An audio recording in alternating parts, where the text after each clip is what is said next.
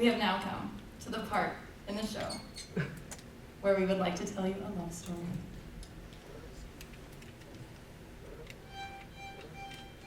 This story begins in Paris in 1827.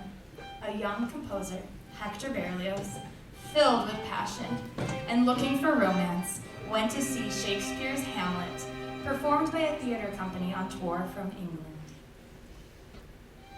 There, on the stage, playing the part of Ophelia, was Harriet Smithson. In the play, Ophelia is driven to madness and ultimately meets her end.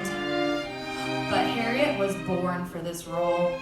With her beauty and talent for pantomime, she brought the character to life in a way that no woman had before. She founded a powerful and equal place on the stage among men, and Berlioz was smitten. Unfortunately, so was also all of Paris. Harriet was an overnight celebrity, but that did not dissuade Hector's growing love. In fact, it only intensified, and he rented rooms near where she lived, trying to gain a glimpse or orchestrate a happenstance meeting. He wrote her letter after letter, even though she spoke only English and he only French. Unfortunately for Hector, it wasn't long before the world discovered that Harriet had been secretly courting her manager, and Hector was devastated.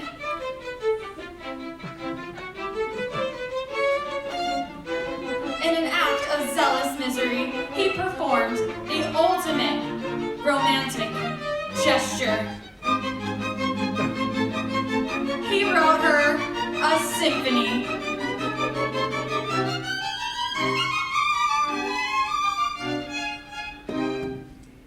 Hector Berlioz didn't just write his love as any symphony. He writes an autobiographical, psychological thriller. Berlioz wanted to shock and awe listeners to create an epic cinematic story to go along with the music outlining his own tragic story of love and loss.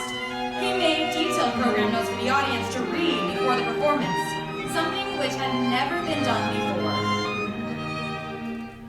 In the first movement, titled Daydreams, Passions, he introduces our main character, a lovesick young artist who enters a dreamlike trance. In his dark melancholy, he comes upon a woman. This woman is introduced with a melody that Berlioz calls the Idée fixe. This woman is both beautiful and radiant. The artist swiftly falls in love. In his dream, he pursues her, but only to be eluded again and again. She is playing with him, toying with his emotions. He runs to her, only to find that she vanishes, and he is left writhing in despair.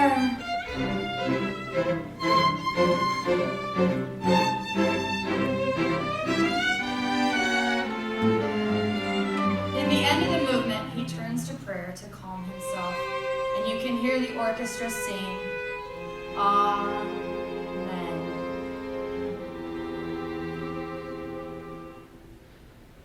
In movement 2, our young depressed artist finds himself at a grand ball.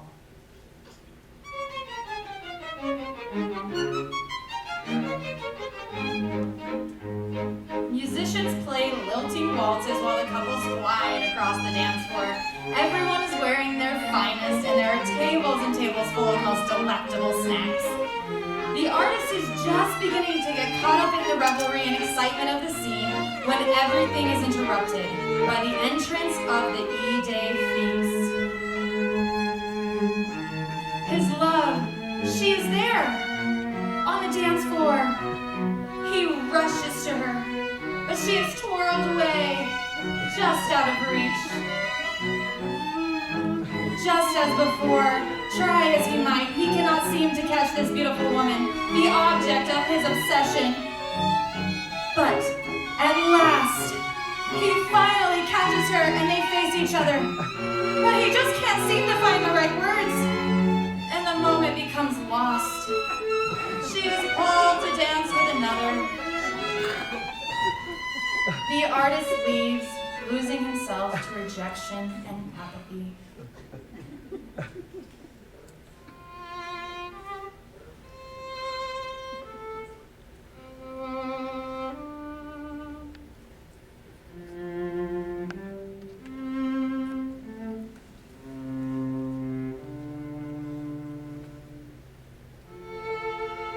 third movement is slow and brooding. The artist roams the countryside fields of the Swiss Alps, nostalgic of his childhood. He hears a ronde-de-vache, a traditional Swiss folk melody that shepherds would play back and forth to one another by horn.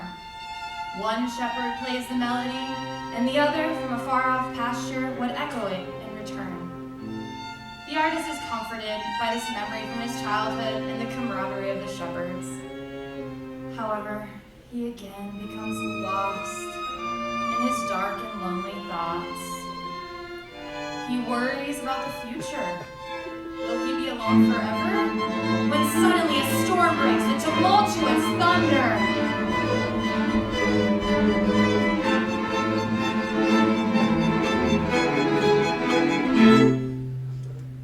He again hears the shepherd play the melody to confirm the safety of his friend far off in the storm.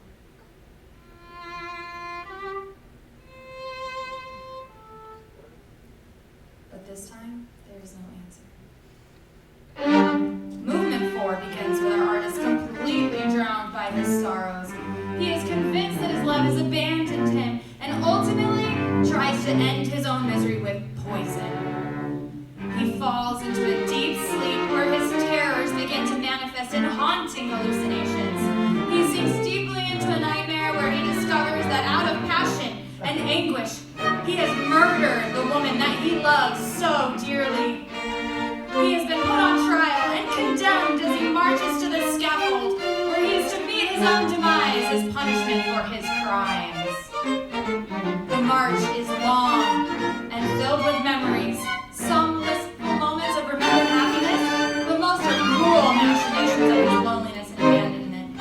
His footsteps are heavy as he reaches the precipice, where the meets him once again, a final reverie filled with longing, an unrequited love never meant to be.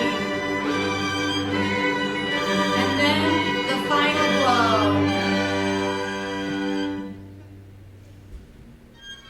In the final movement, our artist finds himself in a grotesque afterlife where he is summoned by witches, ghouls, and ghosts of the most deranged nature. They celebrate his death with glee and laughter. The Idée Fixe once again arrives as the grand mistress of this purgatory. But this time, she is not the innocent and sweet love he once knew, but a succubus whose melody has been transformed into a vulgar dance tune. The demons dart and weave in circles. They dance and sing with chaotic energy, celebrating the funeral of our poor, desolate, and now deceased artist.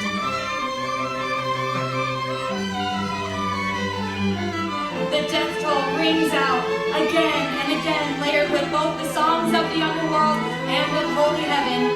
The Catholic death mass, Dies Irae, turned into a twisted parody of itself, just like our Idée Fixe. Our artist is swallowed up by this torment, and the piece ends. Don't worry though, our story doesn't end here. Berlioz called his 5-movement symphony Symphonie Fantastique. And as far as crazed displays of affection, this one takes the cake. It premiered in 1830, almost 3 years after he first laid eyes on Harriet. Notable composers and writers were in the audience, such as Liszt, Paganini, Mendelssohn, Wagner, and even Victor Hugo. It was received controversially, but many believed Berlioz to be the next Beethoven. However, Harriet had gone back to England and ignored all invitations to the premiere. Our brazen protagonist Berlioz, never to abandon his quest for love, patiently waited for her return. In 1832, 5 years after that fateful Shakespearean performance, Harriet finally accepted an invitation from a friend to see Berlioz's work. Berlioz made sure she was seated in the seat in the house, and only 10 feet away from where he was seated so that he could observe her taking in the performance. It wasn't long before she began to suspect the entire thing was about her, and she'd agreed to meet Hector in person after the show. He immediately proposed! How romantic! Here, on his knees, pleading for her affection, was a man who loved her so much that he immortalized her in an hour-long piece of music performed by over 100 musicians publicly about how he had a drug in his dream where he murdered her and turned her into a witch of Satan. Who could say no? But of course, Berlioz hadn't spent 5 years waiting for this moment without a plan. He swiftly pulled out a fatal dose of poison from his coat and consumed it in front of Harriet. He had the antidote, but would only use it if she agreed to marry him on the spot. If she did not want him, he would surely die from a broken heart. And, well, probably also the poison. So, of course, they were soon married on the steps of the British Embassy in Paris. Hector Berlioz finally had Harriet Smithson as his wife, to hold forever, his Ophelia, his muse, his Shakespearean leading lady. His idée fixe.